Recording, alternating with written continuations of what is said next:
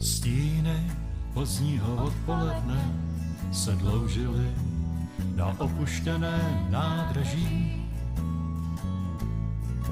V tu chvíli slunce pohltily farebné šmouhy, tak jak se dotkly oblohy. Všechno, co se zdá být bez konců, je nádherné. V dané chvíli pro nás tak těžko srozumitelné. Znovu cítím příjezd vlaků s trochou úzkosti. A den na to pak vnímám příval s pronikavou radostí.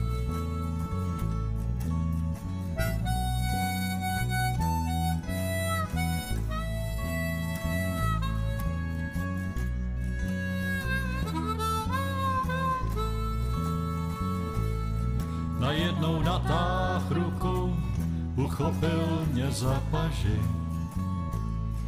Jeho prsty zmáčkly pevně, otiskly se na kůži, že po nich zůstane ještě mnoho dní pěkná modřina.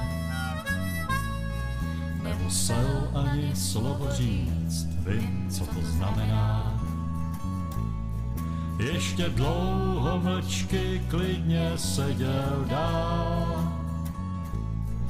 Díval se do dálky, jak vlak mě bral.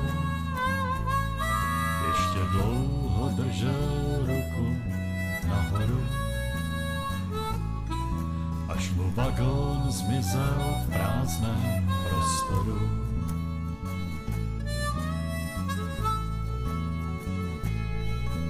Stíny pozdního odpoledne se dloužily na opuštěném nádraží. Tu chvíli slunce pohltily farebné šmouhy, tak jak se dotkly oblohy.